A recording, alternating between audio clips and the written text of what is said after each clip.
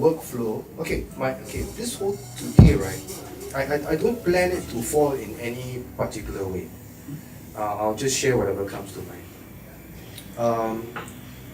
But for now, just like I do with my classes and students or people who attend my talks, may I know how many are musicians? Are you guys musicians? You're musicians? Musician? Are all of you musicians already? Please, come on. I need to know. Yeah? No? Okay, no. DJs here? Also one. DJs. Come on, DJs.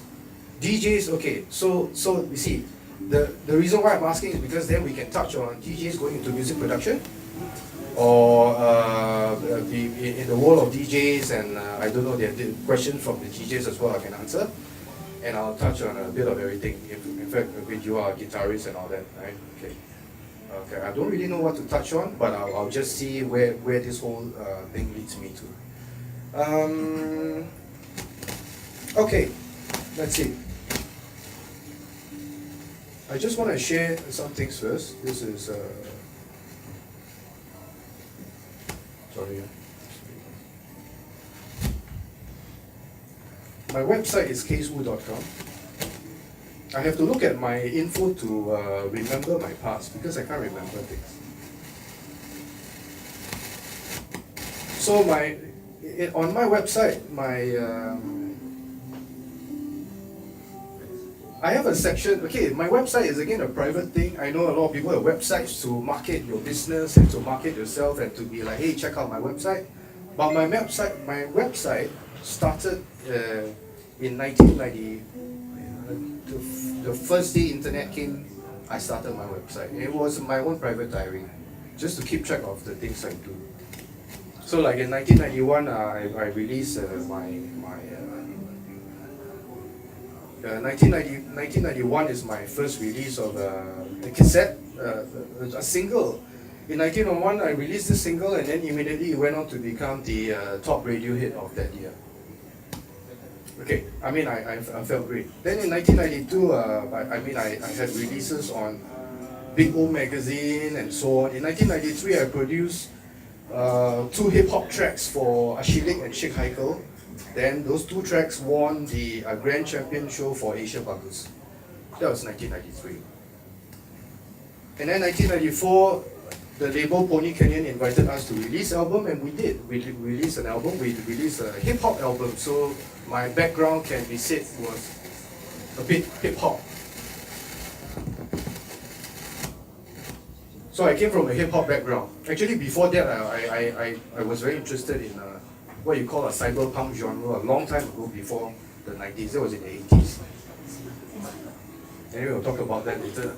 In 1995, that's when I did the first track for Kit Chan. She was not famous then. She had a track that she needed to do, and so it was more like she's a friend. So we just worked together and came up with a track called Lonesome Dreamer that made it to one of her albums.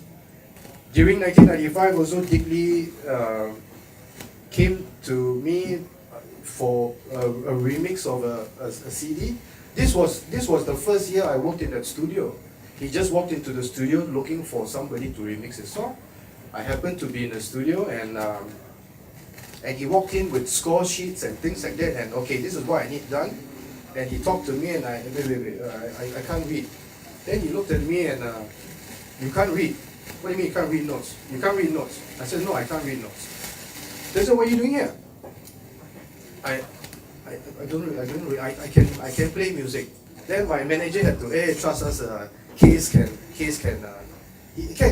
do some stuff. Why don't you just leave it with us first and let him work some stuff and see what he gets.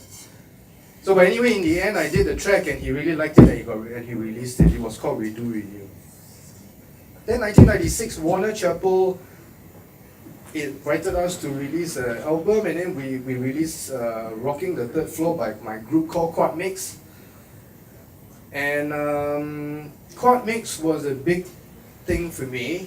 Oh, during 1996 also was the year the movie Army Days was filmed. I don't know if you guys know what Army Days the movie is, and Army Days was filmed And these guys again came to the studio looking for a composer to score the entire movie. I tell you, that was like, you know, panic. It's a kind of panic that you don't show. You just like, okay. But I panicked because it was an entire movie. And they wanted you to score the incidentals. They wanted you to score the crying scenes, the fight scenes, the argument, the soldiers going into battlefield, and you need to have the stuff in the background to go with that, plus the starting credit and the end credit and the and just the entire thing. I panicked, but so I went home. I packed my luggage. I told my mom I'm not coming home for 3 months. I stayed at Boat Quay.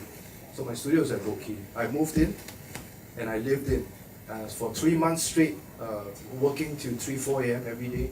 I would work on the movie. So that was my first major, not quite a major film, but that's when I worked on, and I made it. I made it step by step, building, not being able to play live, but constructed the entire movie from figuring things out and play my way through. And if you watch the movie now, I don't know if it's on YouTube, whatever you hear is all from me and my studio. Painful, very painful. So yeah, that was 1996, and then after that we released Quad Mix single then. And those years, in the 90s, my Quad Mix album, out of the album, I won the top local instrumental song of the year award from one of the songs in the album. And that was like at the award dinner, and you go upstage and you receive the award with the award is still at home and things like that. It's a glass thing. And then there was 1996. And then the following year, 1997, I didn't think I put it here. I won again from another track from the same album from last year. And then the following year, the year after that, again, I won top local instrumental song of the year from the album from two years ago. So that led me to understand one thing. There's nobody else doing there's no one else. So I figured something. If there's no one else doing something, and you are good at it, then you just be champion already. So I got 3 years in a row top local instrumental composition of the year, which still is ridiculous to me, because later on I'll just play briefly like the tracks and stuff, and then you'll understand what I mean by it's ridiculous. I mean, they were not by all means they were not bad, but it's just that when you hear, you know, if you win with that, you know Singapore has nobody. There's no one in our country doing anything significant at that time. So that slowly led me to find out from people also that I was considered a pioneer. It's like you don't know you are a pioneer until later on when you find back out that you were once pioneering something. You don't just I do something and I am pioneer. You don't do that. So you find that out later. So I'm from the pioneer group of electronic musicians. Then after that, then years go by, and then you do for Zoe Tay, and then there's Tanya Chua, and the work just kept coming. There was no MP3 that time. There was no downloads.